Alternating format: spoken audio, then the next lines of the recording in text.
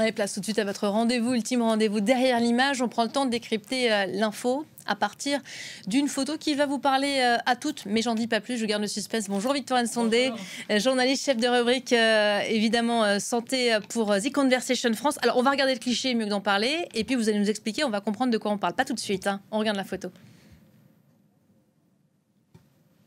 C'est une photo qui parle d'elle-même, qui peut être surprenante, mais qui est dans l'air du temps, si je puis dire. Donc c'est une photo, on voit que des jambes, mais c'est les jambes d'une femme, et puis on voit 3 gouttes de sang. Donc en fait, elle montre un peu le fait qu'aujourd'hui, on lève le tabou sur les règles qui touchent quand même la majorité de femmes, beaucoup de gens dans la population. Et en fait, cette photo, je l'ai choisie parce que je trouve c'est une photo qu'on voit aujourd'hui, qu'on n'aurait peut-être pas pu montrer il y a 10 ans, parce qu'on n'était peut-être pas prêt. Aujourd'hui, il y a un vrai mouvement pour oser montrer les règles, pour oser en parler. Et en fait, cette photo, elle est extraite de la bande-annonce d'un film documentaire qui s'appelle 28 jours, donc bien nommé, qui a été fait par trois femmes. De la période du cycle, 28 jours, hein, pour ceux qui n'avaient pas suivi. Oui, merci de le préciser. Pour vous, c'est évident, mais c'est pas évident pour tous. Oui, c'est vrai. Et puis, il faut dire que parfois, ça peut être 30, mais en tout cas, on dit que généralement, un cycle menstruel, c'est 28 jours, d'où le nom de ce documentaire qui a été fait par Angèle Marais, Justine Courteau et Myriam Mathia. Et je trouve que c'est une photo qui est simple, hein, qui est pas choquante, qui est éclairante. Et moi, elle m'a beaucoup plu, cette image. Donc, j'ai voulu la partager avec vous. Les règles, on en parle davantage, vous disiez, dans les médias, par exemple, comme on le fait aujourd'hui. Mais désormais, il en est également question dans les entreprises. Ça s'invite au bureau, maintenant. Forcément, parce que les règles, c'est tous les mois. C'est pour beaucoup de femmes des douleurs. C'est des parts de sang qui vont être abondantes. Donc, c'est compliqué parce que parfois, il faut aller aux toilettes et on est au milieu d'une réunion. Enfin, c'est pas simple. Et du coup, dans la vie, quand on travaille, quand on est une femme qui travaille, c'est quelque chose qui est compliqué. Et comme c'est compliqué, aujourd'hui, il y a des mesures qui sont prises. Il y a des pays qui ont mis en place ce qu'on appelle un congé menstruel. Ça veut dire que dans certains pays, tous les mois, il y a des femmes qui sont autorisées à s'absenter, par exemple une journée, et c'est inscrit, c'est encadré légalement. Mais il y a des pays comme le Japon, la Corée du Sud, l'Indonésie, la Zambie, plus près de nous, l'Espagne, qui ont mis en place un congé menstruel pour que des femmes qui ont des règles douloureuses puissent s'absenter du travail. L'Espagne qui est précurseur dans ce dossier, évidemment. C'est pas le cas de la France encore. Non, hein. Alors en France, on n'a pas de loi, il n'y a pas de congé menstruel instauré. Ça ne veut pas dire qu'il ne se passe rien. En fait, il y a une proposition de loi en 2024 qui avait été déposée, mais qui n'a pas abouti. Mais du coup, en France, en fait, on a des expérimentations depuis pas mal de temps pour voir dans quelle mesure le congé menstruel pourrait trouver sa place en entreprise.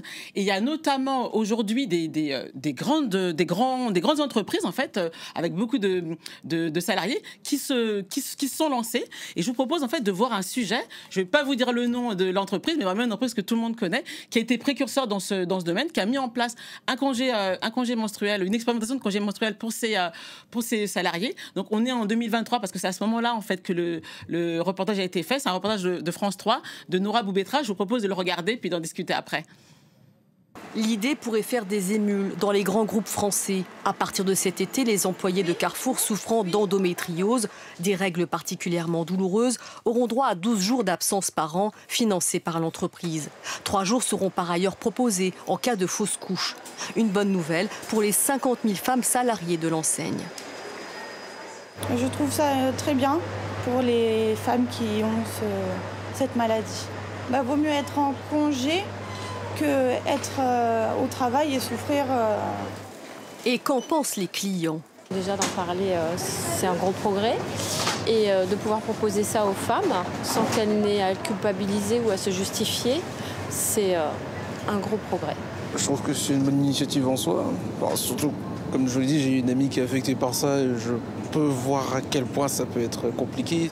Une mesure importante aussi pour cette association militante, surtout si elle est accompagnée d'une sensibilisation des équipes. Carrefour ouvre la voie, ça va donner effectivement de la visibilité à ces maladies féminines, à ces maladies invisibles, et puis bien évidemment qu'il faut continuer avec d'autres pathologies par la suite. Comme un droit systématique au congé menstruel, par exemple. Ils ne sont pas prévus pour l'instant par Carrefour. Même si plus d'une Française sur 2 souffre de règles douloureuses, seule une poignée de patrons de PME ont franchi le pas, comme ici, à Strasbourg. Les femmes peuvent poser une journée par mois de façon confidentielle, sans certificat médical. Et donc on a juste à aller dans le plus, le jour où on a envie de bénéficier de cette journée. Ensuite, on choisit le type. Donc on a déterminé que c'était absence rémunérée. Ça fait plaisir de se dire que on prend en considération quelque chose qui finalement n'est pas choisi par nous en tant que femmes. Et donc, c'est plutôt agréable. Récemment, la mairie de Saint-Ouen a lancé une expérimentation pour ses agentes souffrant de douleurs menstruelles ou d'endométriose. Les Françaises regardent désormais vers l'Espagne, seul pays d'Europe à avoir adopté une loi pour ce type de congé. Voilà, vous le disiez, il y a des expériences qui sont menées dans les entreprises ou ailleurs. On l'a vu dans le reportage à l'instant, mais le congé menstruel n'est pas encore inscrit dans la loi. Ça, c'est un problème? Oui, c'est ce que nous dit Muriel Salle, qui est maîtresse de conférence à l'Université Claude Bernard à Lyon 1, dans un article qu'elle a rédigé pour nous à The Conversation.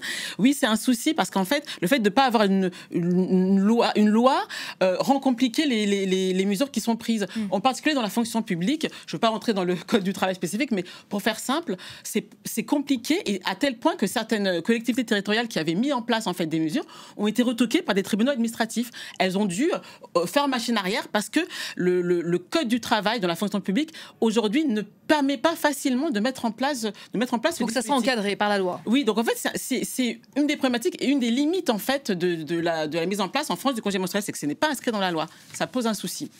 Quand elles ne sont pas entravées pour des raisons juridiques, les expérimentations de congés menstruels, est-ce qu'elles sont concluantes? Eh bien, Muriel Salle, elle n'est pas si optimiste, c'est pas si simple. C'est pas si simple parce qu'elle a beaucoup travaillé sur la métropole de Lyon, qui a mis en place donc, une expérimentation de congé menstruel pour ses agentes. La moitié des agents sont des agentes, donc potentiellement, c'est beaucoup de femmes concernées, surtout qu'on estime qu'un tiers des femmes considèrent qu'elles ont des règles sévères. Donc, potentiellement, les bénéficiaires sont très nombreuses. Mais à la métropole de Lyon, quand elle a regardé les chiffres, seulement 2,5% des agentes bénéficient du congé menstruel. Donc, pour elle, le constat, il est problématique parce que le nombre de bénéficiaires potentiels est très élevé, mais dans les faits, le nombre de femmes qui en bénéficient est faible. Alors, on pourrait dire, oui, c'est récent, ces chiffres, ils dataient de moins d'1 an après la mise en place du congé menstruel. Mais elle prend un autre exemple, le Japon, qui est un pays précurseur. On ne le sait pas, mais depuis 1947, dans le Code du travail au Japon, le congé menstruel est instauré. Donc, c'est très, très ancien. Mais quand on regarde les chiffres, chez les femmes entre 19 et 49 ans, il n'y a que 1% des femmes japonaises qui en bénéficient. Donc, pour elles, ces chiffres montrent que le congé menstruel pose les bonnes questions, mais peut-être que c'est pas la bonne réponse aujourd'hui pour répondre à l'accompagnement des femmes face à ces situations de règles douloureuses. Pas la bonne solution, peut-être pas la meilleure adaptation finalement. Non, et elle dit que finalement, alors malgré tout, moi je trouve qu'elle est un peu sévère et on pourrait dire que ça permet de poser un avis. Hein. Oui, ça permet de mettre le dossier sur la table. Aujourd'hui, quand on est une femme qui travaille, quand on est une étudiante, parce qu'il y a aussi d'expérimentation à l'université, il faut prendre en charge cette situation et c'est compliqué.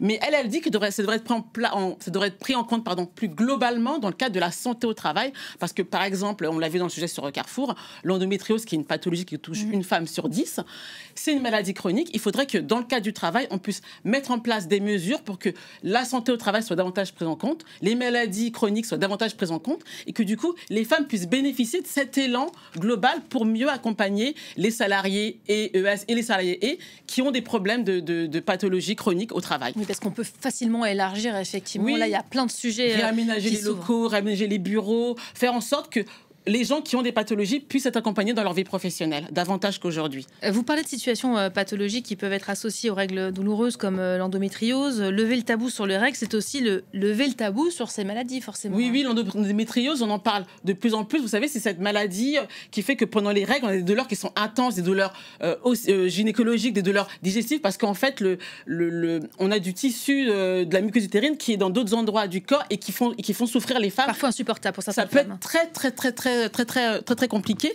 Et donc, en fait, le fait de parler des règles, ça permet aussi de parler de ce type de maladies qui concernent beaucoup de femmes. On dit une femme sur 10, c'est la fourchette basse. Donc, effectivement, c'est important d'aborder ces questions parce qu'aujourd'hui, il y a des recherches qui sont menées. On en fait l'écho à The Conversation parce que ça peut concerner des femmes très jeunes. Dès l'adolescence, on peut être concerné par l'endométriose. Et donc, aujourd'hui, des recherches sont menées pour diagnostiquer mieux parce que l'errance thérapeutique, le temps avant qu'une femme soit diagnostiquée, c'est 8 ans. Donc, c'est énorme. Il faut davantage accompagner, il faut davantage comprendre l'origine de cette maladie. Donc, lever les tabous sur les règles, c'est aussi lever le tabou et mieux accompagner les femmes concernées par ces pathologies. Donc, c'est important d'en parler aujourd'hui. Merci beaucoup, Victoire. On voit l'article derrière vous, évidemment, à retrouver. Et ça mérite un petit détour par le site de The Conversation France. C'est tout pour ce Derrière l'image. On se retrouve la semaine prochaine.